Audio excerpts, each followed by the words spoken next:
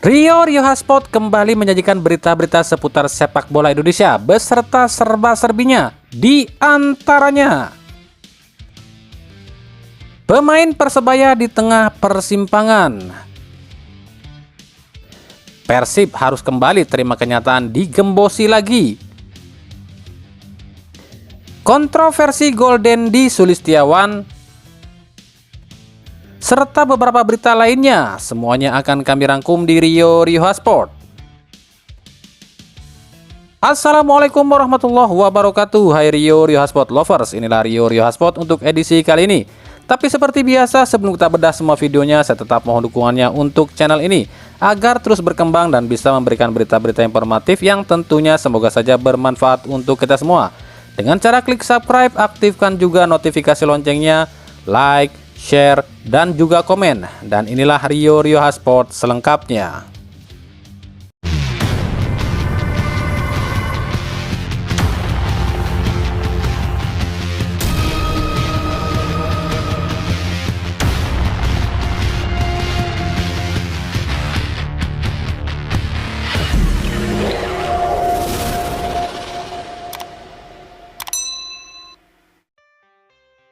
Kita awali berita kali ini dari Persebaya.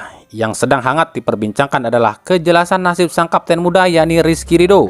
Ridho sendiri mengatakan fix akan bertahan di Liga Indonesia, namun belum pasti akan main di klub mana. Nah, pihak Persebaya kabarnya sudah menawarkan kontrak baru pada Ridho nih selama 2 tahun ke depan. Dan kontrak ini tuh udah dari jendela transfer kemarin disodorin, tapi kabarnya sampai sekarang Ridho belum juga tanda tangan nih. Ada 2 klub besar yang juga rival yang kabarnya berebut untuk mendapatkan Ridho, yakni Persib Bandung dan Persija Jakarta. Oke, kita intip peluangnya ya. Jika Ridho bertahan di Persebaya, ini paling realistis. Pasalnya di Persebaya, Ridho pemain inti sekaligus kapten jika Alwi Slamet absen. Jika ke Persib, posisi Ridho akan menggantikan posisi Jupe yang kabarnya akan dilepas ke salah satu klub asal Tangerang di akhir musim.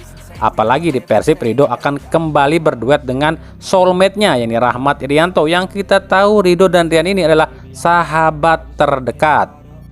Tapi jika ke Persija, Ridho akan menempati posisi Maman Abdurrahman yang kabarnya akan pensiun akhir musim ini. Jika bicara peluang tampil reguler, tentu pemain sekelas Rizky Ridho di tim manapun dia main pasti jadi pilihan utama ya. Tapi jika bicara soal persaingan, jelas di Persebaya persaingannya lebih dikit. Jadi peluang jadi pilihan utama paling besar di Persebaya. Kalau Rizky Ridho ke Persib, ya harus saingan dengan bek-bek lain. Apalagi Persib kemungkinan akan datangkan bek asing baru.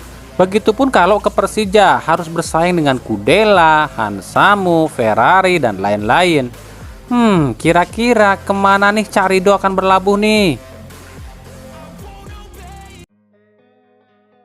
Dari Persib Bandung, akhir bulan Maret ini Persib akan sangat sibuk lantaran melakoni 2 laga tunda yakni kontra Bayangkara FC dan Persija Jakarta. Sialnya di 2 laga tunda ini Persib kemungkinan akan pincang. Kenapa demikian? Di akhir Maret ada agenda timnas yakni persiapan Piala Dunia U20 dan FIFA Matchday. Ya, kita tahulah Piala Dunia U20 tentu saja trio Kakang, Ferdi, dan Darwis dipastikan akan absen membela Persib lantaran ikut TC Timnas Piala Dunia U20. Sementara FIFA Matchday lawan Burundi tanggal 25 dan 28 Maret, trio Timnas Persib pun akan absen, ini Klok, Kambuaya, dan Irianto. Ya pasti dipanggil timnas juga nih. Jadi sudah dipastikan akan ada 6 pemain yang absen. Belum lagi 2 pemain di Timnas U23 ini Arsan Makarin dan Satrio Azhar. Ditambah yang cedera pun belum pulih, serta juga yang terkena akumulasi. Wah, jadi banyak banget nih Persib ompongnya nih. Pertanyaannya, kok bisa kebetulan gitu ya? Gak ada yang kebetulan, semua udah disetting cuy. Kan kami sering bilang, mereka ini ya, para mafia ini tuh pinter. Mereka tahu ada agenda FIFA di akhir Maret ini ya, dan juga persiapan Piala Dunia U20. Makanya dibikinlah skenario dengan embel-embel faktor keamanan dan ditundalah beberapa laga penting Persib yang tujuannya ya tentu kita tahulah penggembosan dan tentu menjegal Persib untuk raih juara. Nah pasti nih ada yang komen nih, ah lu bikin narasi seolah-olah Persib doang yang dizolimi dan dijegal, emangnya tim lain nggak gitu? Ya biarin aja lah kalau ada yang komen kayak gitu, capek saya jawabnya juga, terserah lu deh.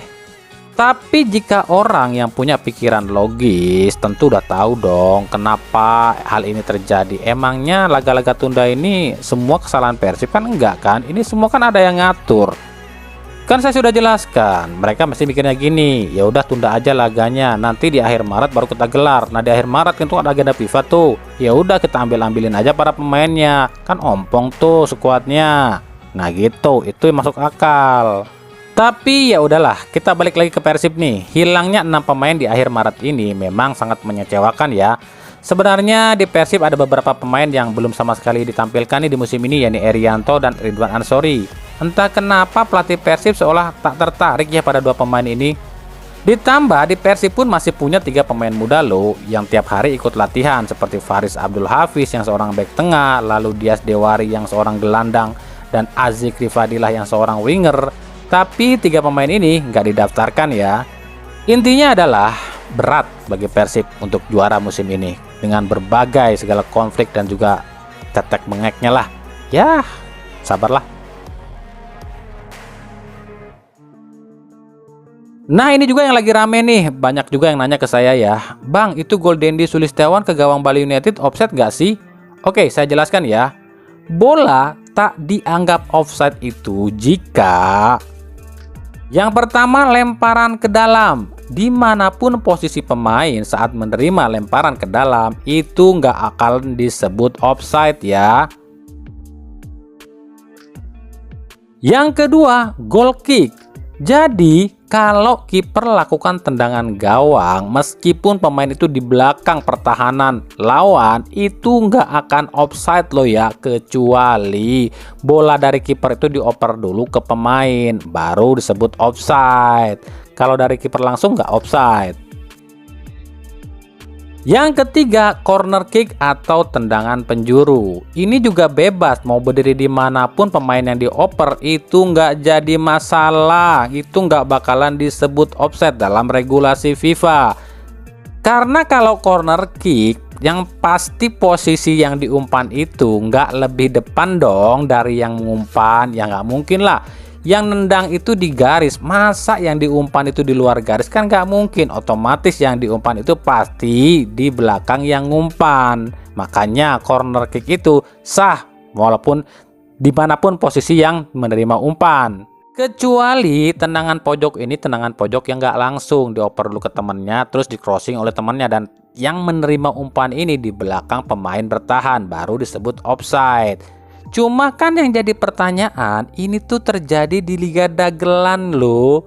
Kan agak aneh gitu. Apakah memang sepintar itukah wasit Liga Dagelan? Padahal kan biasanya mereka ini pada blow on. Ini perangkat pertandingannya wasitnya yang pinter atau nambah ilmu, atau mereka memang sengaja mengesahkan gol itu sih? Gimana menurut kalian? Cie, ada yang samaan nih ye. Kalahnya sama, proses golnya pun sama, pencetak golnya pun sama. Itulah yang tengah ramai saat ini kala Persik Kediri ditumbangkan Persija Jakarta di laga terakhir. Skor yang sama, pencetak gol yang sama, dan proses gol yang sama saat Persik Kediri kalahkan Persib Bandung. Terus yang beda apa ya? Yang beda itu pernyataan pelatih antara Luis Mia dan Thomas Doll. Kalau kata Luis Mia saat kalah dari Persik Kediri, memang sangat mengecewakan. Kami kalah di saat kami butuh kemenangan. Tapi saya tak menyalahkan pemain. Memang di saat tim full menyerang, resiko terkena serangan balik itu dan kebobolan sangatlah tinggi. Terus kalau Thomas Doll ngomong apa ya setelah kalah dari Persik Kediri? Kalau kata Thomas Doll, ini kemunduran bagi sepak bola. Di saat tim-tim yang bertanding lebih utamakan hasil akhir tanpa memperhatikan seni sepak bola yang sesungguhnya. Gaya parkir bus seperti itu sangat buruk untuk ditonton. Sepak bola jadi monoton, ujar Thomas Doll. Jadi istilahnya Doll ini menganggap Persik Kediri ini main negatif ya, atau parkir bus alias pragmatis. Tapi emang bener sih, kadang kalau kita lihat atau nonton bola nih, terus ada tim yang mainnya cuma bertahan terus dan baru nyerang kalau ada serangan balik, itu sedikit menjengkelkan sih. Bukan cuma tim lawan ya, kadang kalau tim yang kita dukung mainnya kayak gitu juga, kita kesel juga sih. Karena kan pada dasarnya sepak bola itu olahraga hiburan, jadi ada jual beli serangan dan lain-lain. Tapi di era sepak bola industri di mana uang berbicara, ya mau nggak mau tim-tim pun harus adaptasi. Ya yang penting menang, dapat poin, dapat duit, ya kan? Tapi terlepas dari kekalahan dua tim rival atas Persik Kediri, kami akui Persik Kediri memang luar biasa di 5 laga terakhir. Trik itu mereka berjalan mulus. Tapi ada aja nih isu yang beredar, katanya ini ada kaitannya dengan mistis loh. Apaan sih? Kok mistis? Katanya, ingat katanya lo ya, sejak Persik Kediri luncurkan jersey ketiga yang putih ini, Persik Kediri itu selalu menang lantaran jersey ini udah dikasih jampi-jampi. Ada-ada aja. Emang ada yang kayak gitu ya? Tapi kalau faktanya ya ada sih, emang Persik Kediri selama 5 laga ini memang belum pernah ganti jersey loh. Main lawan siapapun di 5 laga ini selalu pakai jersey yang sama, yang itu. Apa bener ya? Gak tahu ah.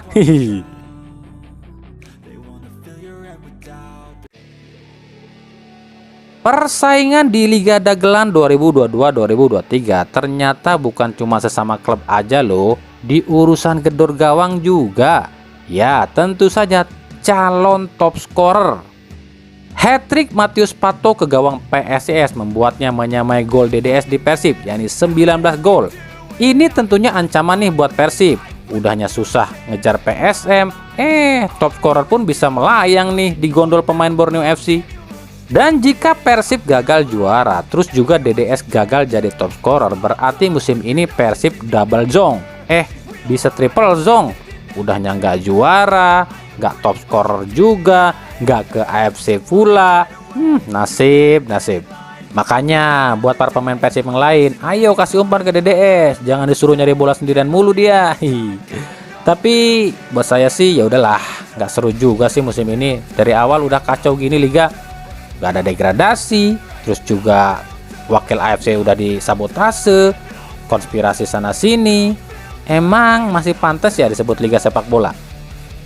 Nah itu saja dulu pembahasan kita di video kali ini. Ikuti terus berita seputar sepak bola khususnya Liga Indonesia dan pernak-perniknya hanya di Rio Sport. Terima kasih yang telah menyaksikan video ini dan mengunjungi channel ini. Kritik dan saran selalu kami nantikan di kolom komentar atau di media-media sosial kami yang ada di bawah ini. Sampai jumpa di video-video kami selanjutnya dan salam Rio Sport. Wassalamualaikum warahmatullahi wabarakatuh.